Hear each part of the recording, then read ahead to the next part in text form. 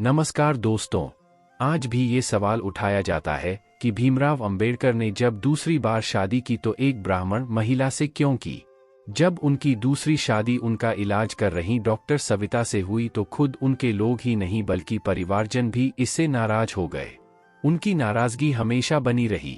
इसी वजह से जब डॉक्टर अंबेडकर का निधन हुआ तब उनकी दूसरी पत्नी पर कई तरह के आरोप लगाए गए।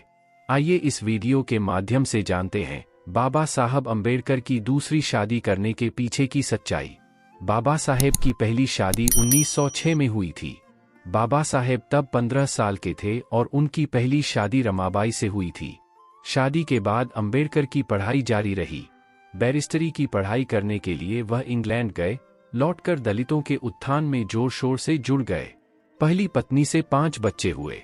केवल बड़े बेटे यशवंतराव ही लंबे समय तक जीवित रहे। बच्चे ज्यादा पढ़ भी नहीं सके थे। यशवंतराव भी केवल मैट्रिक तक ही शिक्षा पा सके थे। बाबा साहेब काफी व्यस्त रहते थे। पारिवारिक जिम्मेदारियों की ओर ज्यादा ध्यान नहीं दे पाते थे। लंबी बीमारी के बाद रमाबाई का 1935 में निधन हो गया। अगले 13 सालों तक बाबा साहेब ने विवाह के बारे में सोचा भी नहीं। आमतौर पर लोगों को भी उम्मीद नहीं थी कि अंबेडकर इस उम्र में आकर ऐसा कुछ करेंगे। 1940 के दशक के आखिर में जब बाबा साहब भारतीय संविधान को बनाने में व्यस्त थे तभी स्वास्थ्य की जटिलताएं उभरनी शुरू हुईं। नींद नहीं आती थी। पैरों में दर्द रहने लगा। इलाज के लिए वह बंबई गए। डॉक्टरों ने सलाह दी कि उन्हें अब ऐसे साथी की जरूरत है जो न केवल पाक कला में प्रवीण हो बल्कि मेडिकल ज्ञान वाला भी हो ताकि उनकी केयर कर सके। डॉक्टर सविता मराठी ब्राह्मण थीं। वह पुणे के संभ्रांत मराठी ब्राह्मण परिवार से ताल्लुक रखती थीं। ऐसे ब्राह्मण परिवार से जिन्हें चित्पावन ब्राह्मण कहा जाता था, यानी सबसे कुलीन ब्राह्मण। सविता पढ़ने में काफी कुशाग्र थीं। पुणे से आरंभिक पढ़ाई के बाद उन्होंने मुंबई से MBBS किया। हालांकि डॉक्टरी शुरू करने के बाद डॉक्टर सविता ने भी यही सोचा था कि वह अविवाहित ही रहेंगी। जब वह डॉक्टर अंबेडकर का इलाज कर रही थीं, तब उनकी उम्र 38 साल थी।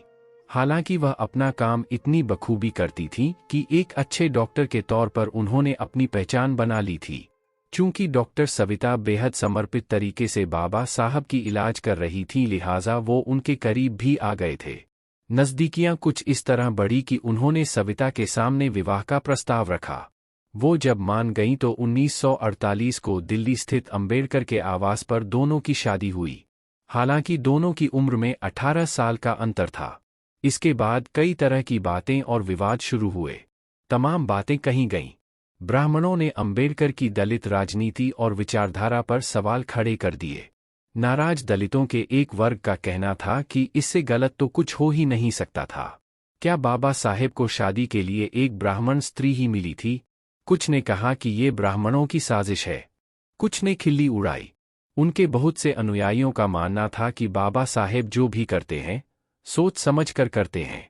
बाबा साहेब ज्यादा विचारवान और समझदार हैं, लिहाजा उन्होंने उचित ही किया होगा।